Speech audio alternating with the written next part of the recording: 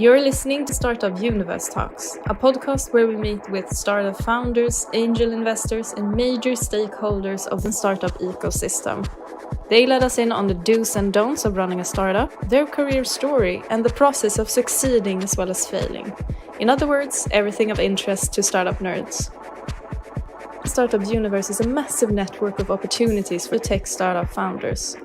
Hello everyone, this is Startup Universe Talks. I'm George, and today we have with us Francesco, who is a founder at Nomadic Minds. Hello Francesco, good to have you.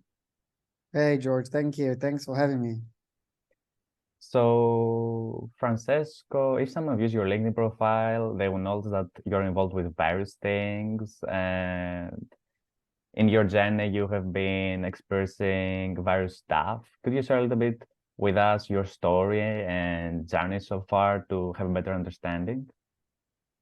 100%. So I used to be an operator, means I used to work in a startup. The startup got sold, and after that I decided I work on a couple of top accelerator globally, and always involved with emerging markets. And then I decided to start Nomadic Minds. That does two things. It helps organizations around the planet to support startups from emerging markets. So from development bank to governments, etc. And then the second thing that we do is we have multiple investors from all over the planet that trust us, and we invest in the most successful startup we can find in emerging markets. That's great. And that's basically, that's basically what we do. The reason why we do that is because investing into emerging market startup is the most noble way to invest. There's a book called The Prosperity Paradox, written by Christensen. Christensen is a top-notch expert in innovation. He's the Harvard professor now. Unfortunately, is not in this planet anymore. And he said that the most efficient way to lift people out of poverty is investing into, he called it market creating companies. So companies that comes from innovation. And so investing into startups or supporting startups in a major ecosystem is the most efficient way to help the poorest people on the planet. That's very interesting, and you mentioned lots of things that I would love to dive into. First of all, I also noticed that you have experience with sales and spend a lot of time while growing your career in operational roles. What was a specific reason that made you switch from the operational side to being an investor? So there's a lot of, so basically when you invest, you have more leverage. Warren Buffett makes 10x the money of the CEO of Coca-Cola, and is just putting the money. And Coca-Cola and the CEO of Coca-Cola is putting all the work. So when you invest, is it like you give the money and then you wait? So you have way more leverage. And then to be an operator, you need to go there, spend your time, select a good idea, select a good project, and maybe it's not good. If you're investing money, well, of course, it's a bit more expensive, but you don't need to do all this work before. Do you get what I mean? Like you don't need to like select the right idea and spend 40 hours a week there trying to make it happen. You just have to get the money and forget. And of course, you can give some help, but it's not that important. Yeah, So pretty understandable. It's far easier, more productive being an investor, but then you need to raise capital.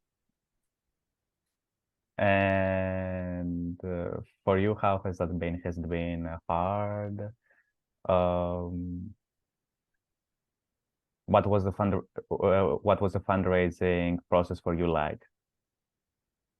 So there's a lot of trust involved. It's like you need to be, how can I say that? There's a lot of momentum. Like in life, that's something that I learned in life. Like you usually, our mind tell us that things works gradually, because we were born hunters or gatherers, right?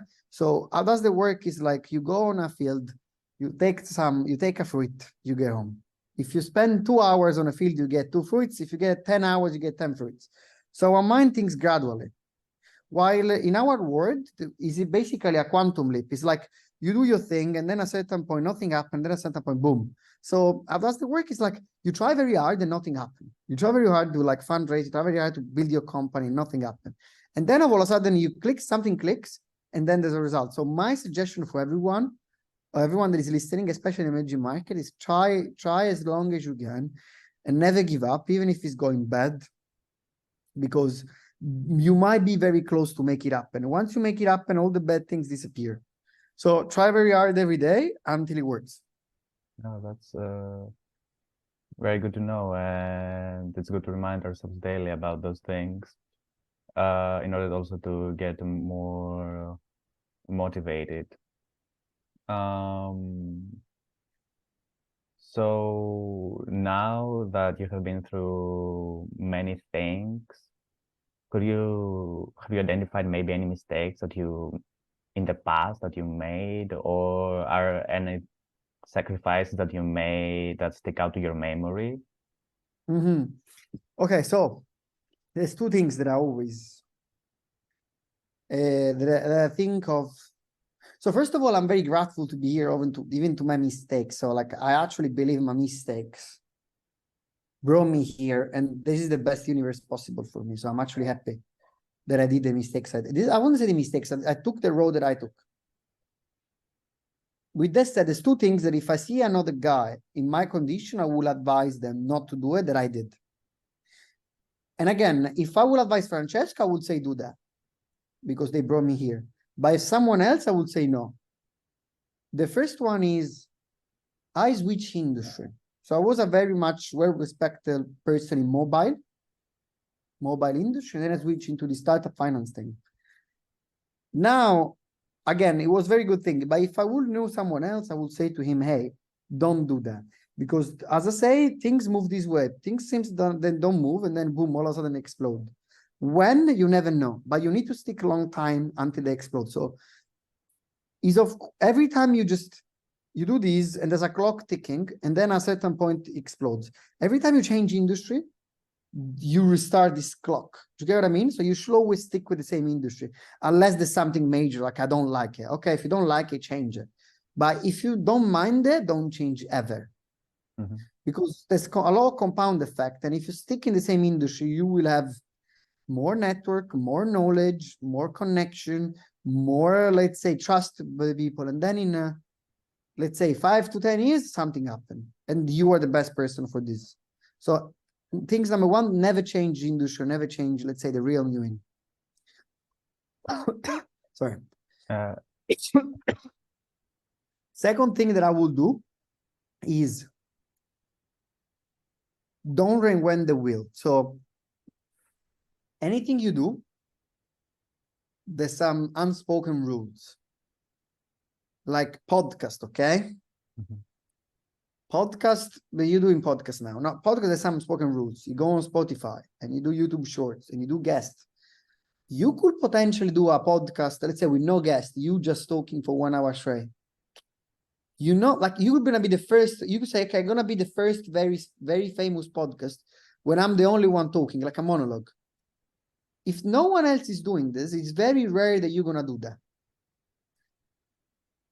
It doesn't mean you never have to innovate. No, it means that at the beginning of your career, when you're just starting, you should see the other people as an example and trying to mimic what they do.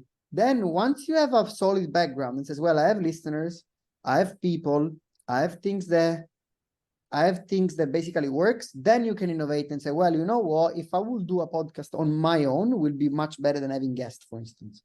So what I will do, what I would recommend another person like me will be stick with your industry, see what your competitors do, see what other people do, copy them, like copy the method that they use. And then once you get the level of beat them, then you can innovate. Got that. And how that translates to you as an investor. Do you think it is important to have a diverse portfolio of companies from various sectors, or you would prefer to have a portfolio of companies all in the same industry, in the same sector? So who's the audience? Am I talking to potential investors, or am I talking to like For our founders watching us, but generally maybe found people that want to be currently founders, they can turn to investors like you.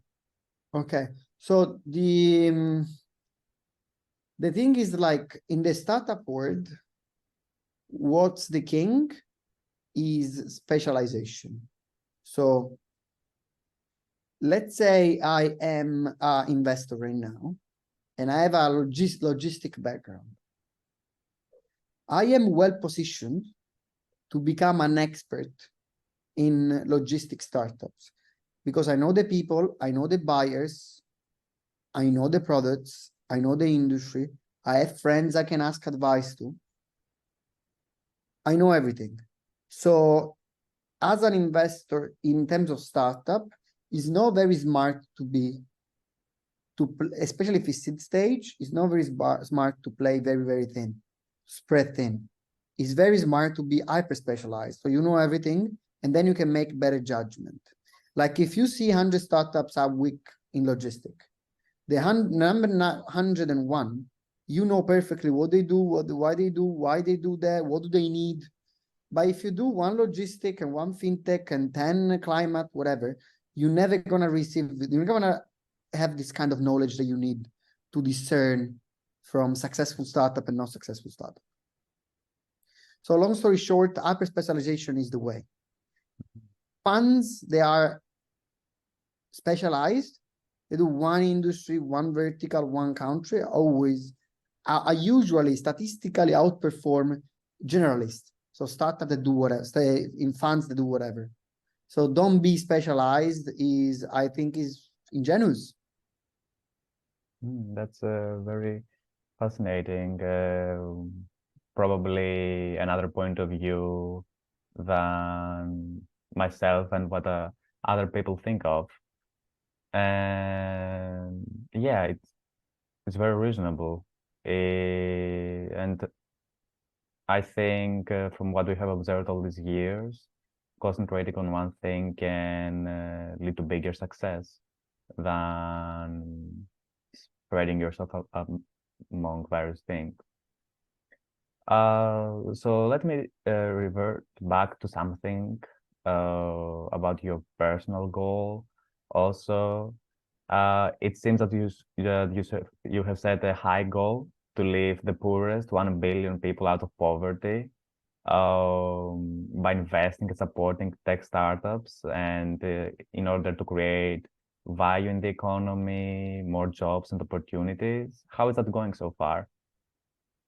I mean, we can't complain. We did a report, and there's around like 70,000 people. There's around 7,000 people that we have actually lift from poverty, apparently. I don't know if it's true. It might be more, might be less, but it's going good, and it's a good goal to work towards. Of course. And how that can relate to quite quitting and seeing people that they're not interested in working anymore, because as you said, creating more jobs, creating more opportunities will give to people to benefit from those and take risks, take some chances, and potentially improving their life for the better. But what if some people don't want those opportunities? Have you identified such cases that... So usually, as the work is like, the process is this. So let's say, okay, Greece is a pretty developed ecosystem, so I wouldn't use Greece. But let's say I use Kosovo, Albania, North Macedonia, okay? You earn, as a farmer, or maybe in a village, $300 a month and $400 a month. and you need to buy milk. The milk comes with a transport company that moves it, and the price is $1 per milk, whatever. Why is it $1 per milk? Because less than that, the company doesn't make any money. Let's say that I come and I invent a tool that reduces the transportation costs by 50%. So now my tool, my startup, they reduce transportation cost by 50% because of whatever, because I use like empty trucks, or because I use bigger trucks, increase capacity of the trucks, because I optimize the route, whatever. Now the cost of the milk used to be $1, now it's 50 cents. So it means that I used to price this $1.2, now I can price 80 cents. So now all the people that buy milks are saving money because of my tool. Or the factory that is doing milk is making more money, so he hires more people, so the new jobs come. Mm-hmm. So it's not about what opportunity I give. It's more about how the economy is improving thanks to the cost that I save with the technology startups. What about, that's a very good example, and thank you for that. What about lots of companies that nowadays, for example, online delivery platforms that put additional fees on top of the actual product's price, although they cater and they deliver, of course, a service, but those kinds of situations, adding extra fees and costs to the original price of the product, can lead to inflationary situations. What's your take on that? I mean, like, okay, no one is forcing me to buy from Deliveroo, right? Mm-hmm. No one is like, hey, Francesco, you either buy from Deliveroo or you die. It's like, well, I can either go to the pizza shop, get a pizza with my hand and take it, or order with Deliveroo and pay the $3 more of delivery, right? Mm-hmm. Now, if I am ready to do it, it means that my time, I value my time of going more than the $3 of delivery that I pay. So, of course, if I don't value, if the delivery was $100, I will actually go myself. Because, so is it like, I mean, they give you an option, and the option is, do you want to save time?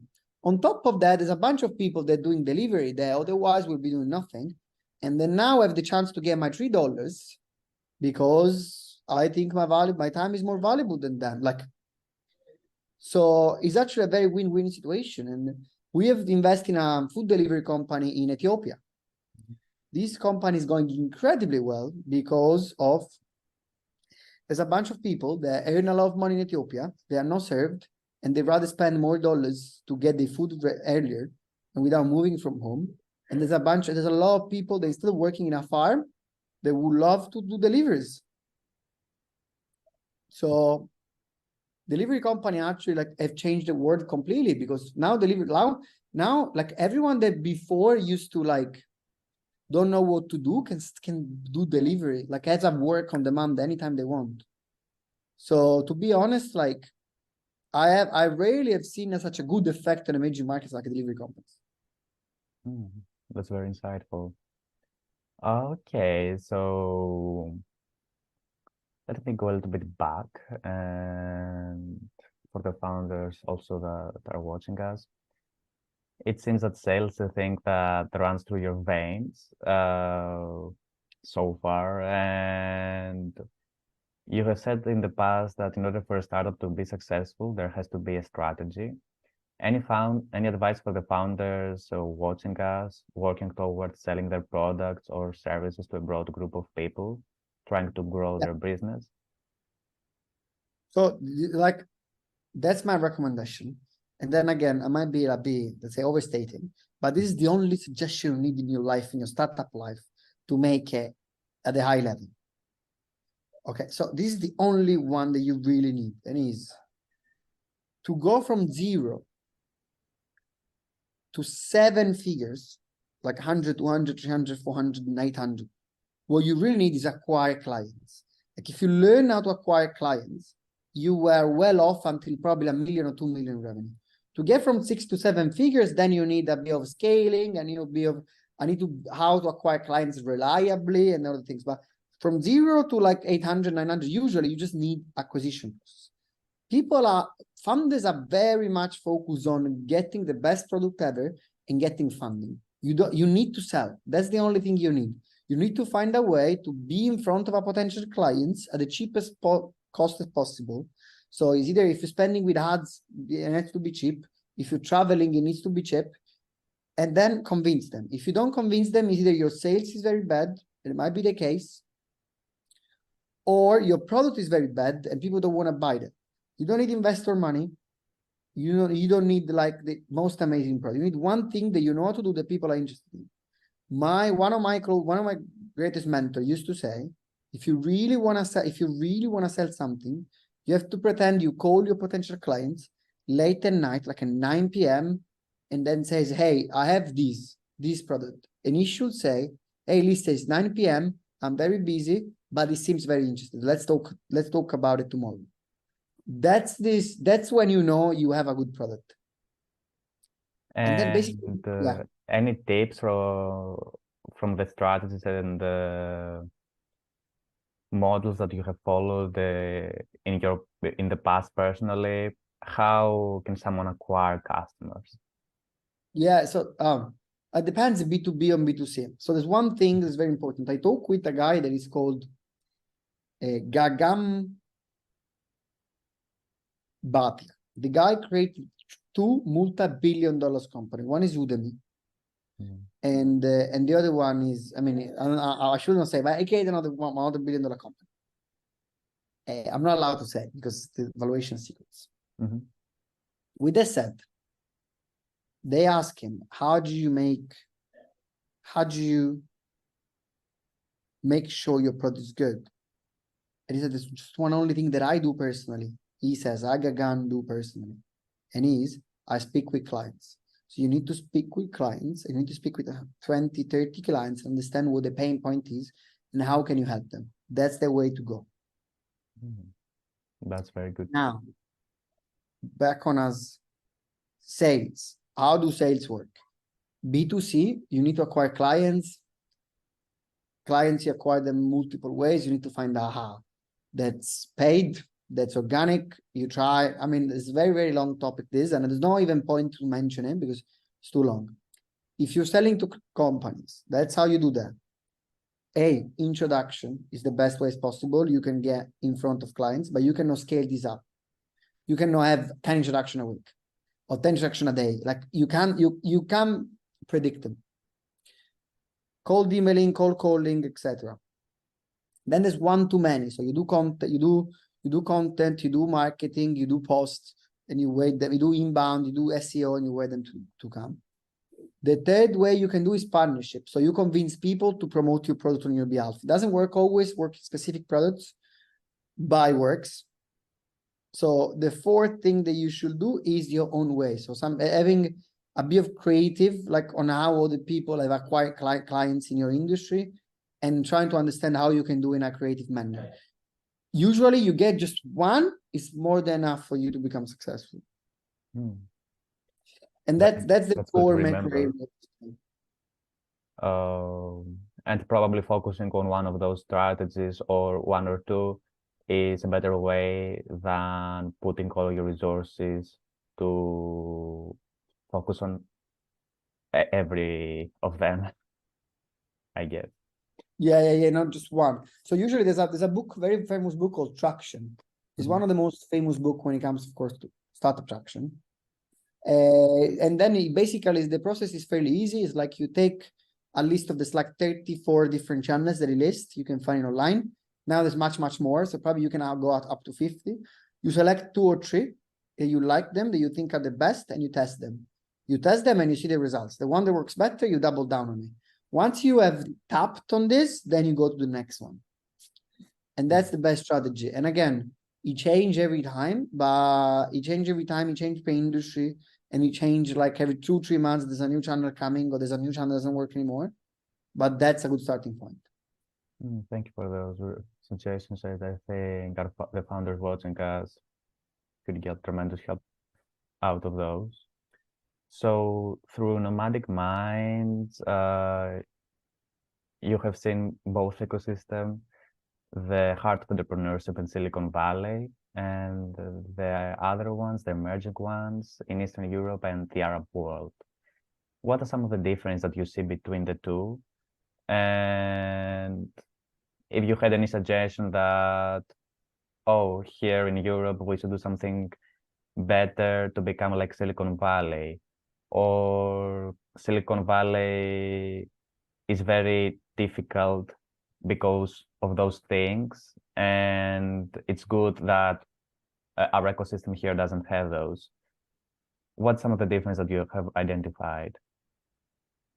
So I have seen that so first of all, in the US, there's much more money. It's way easier with money. When it comes to emerging markets, the majority of the innovation are like copy paste from other countries. It's like something is working in the US, let's apply this to Egypt. And it makes sense.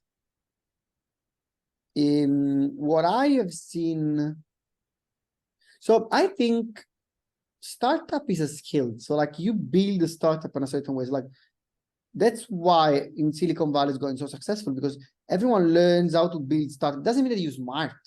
It doesn't mean that you're good. It's like, I don't know, it's like knitting.